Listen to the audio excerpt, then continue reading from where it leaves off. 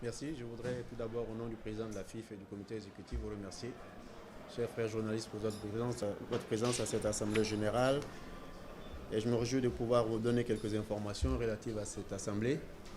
Je voudrais tout d'abord vous indiquer que c'est conformément à notre statut que nous avons organisé cette assemblée générale. Le texte de la fédération prévoit qu'une assemblée générale se tienne au moins une fois par an, au plus tard le 30 juin de l'année.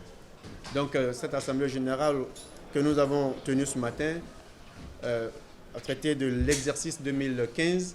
Il s'agit donc de l'année civile du 1er janvier 2015 au 31 décembre 2015. Il s'agissait pour nous, au niveau du comité exécutif, de rendre compte à l'ensemble des membres actifs de la fédération, qui sont les clubs de Ligue 1, Ligue 2, Ligue 3 et les groupements d'intérêt, des activités durant cette année 2015. Donc nous avions un ordre du jour en 15 points et l'ordre du jour a été parcouru et tous les différents points qui ont été mentionnés dans l'ordre du jour ont été discutés et totalement vidés à l'issue de cette assemblée générale. Il faut savoir que nous avons enregistré pour cette assemblée générale la présence de 79 clubs et groupements d'intérêt sur 81. Donc le quorum était largement atteint. Nous avons enregistré l'absence de 2 clubs, la SEC en Ligue 1 et l'équipe de Guibérois en D3. Nous avons donc approuvé l'ordre du jour. Nous avons approuvé le procès verbal de l'Assemblée générale élective qui s'est tenue le 20 février à Yamoussoukro, donc acté de la décision de l'Assemblée générale de choix qui a été porté sur l'équipe de Augustin Sidi Diallo pour un 2e mandat. Donc l'Assemblée générale vient d'entériner les dispositions qui ont été prises, en tout cas les points qui ont été évoqués lors de cette Assemblée générale. L'exercice aujourd'hui consistait à rendre compte de l'activité de la fédération en premier point. Et le deuxième point, c'est les aspects financiers qui ont été abordés. Le premier point, c'est le rapport d'activité qui nous a permis de parler de tout ce que nous avons fait sur l'année 2015, réparti en 2 types d'activités. D'abord les compétitions nationales, ensuite les compétitions internationales. Et nous avons également abordé les aspects de développement et la promotion au niveau du football ivoirien sur l'année 2015. Donc le rapport d'activité a fait le tour des différentes compétitions, Ligue 1, Ligue 2, D3. Nous avons été très satisfaits de l'organisation de ces compétitions qui sont arrivées à leur terme, avec le système de montée et de relégation qui se sont déroulés sans difficulté. Donc nous savons qu'à l'issue de la saison, c'est l'équipe de Tanda qui a été championne, avec les équipes qui ont été reléguées. Je ne vais pas vous faire le tableau, vous le connaissez déjà. Mais surtout, c'était de dire que la Fédération ivoirienne de football sur l'année 2015 a réalisé, n'est-ce pas, entièrement son programme en ce qui concerne les compétitions majeures, Ligue 1, Ligue 2 et D3. La division régionale également a participé aux compétitions.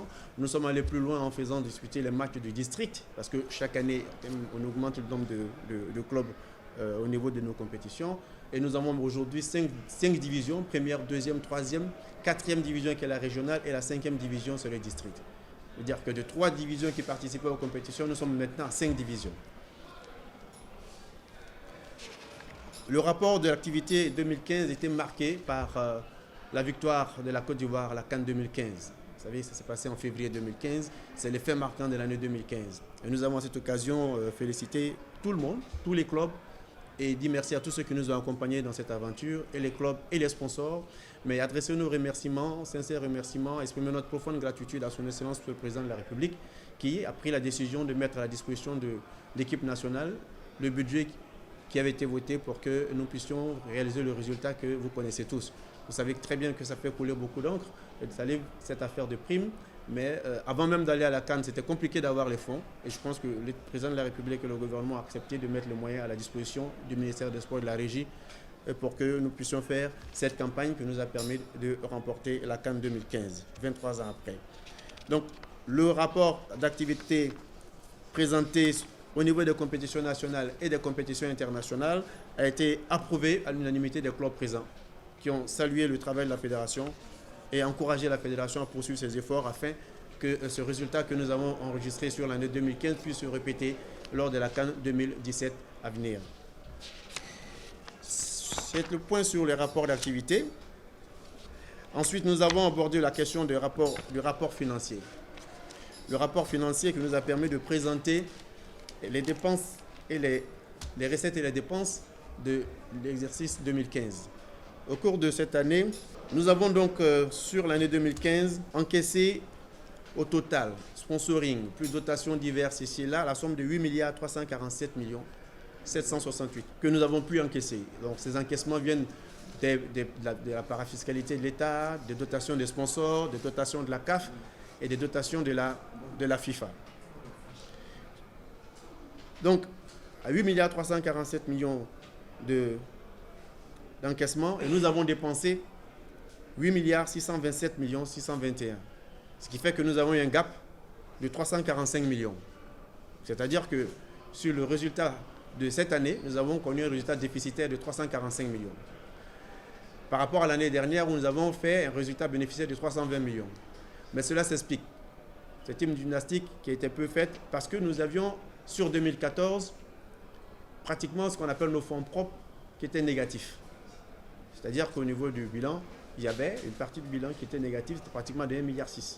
Donc il fallait apurer ces encours, et en apurant ces encours, on sort donc avec une situation déficitaire de 345 millions, mais ce n'est pas alarmant parce que les années passées, le déficit était plus fort que ce que nous avons enregistré.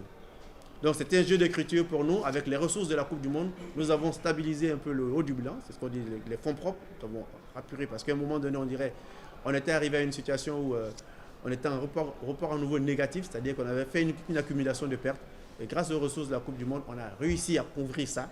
Et donc l'impact, c'est que derrière, vous avez une petite perte d'exploitation, c'est-à-dire moins 345 millions.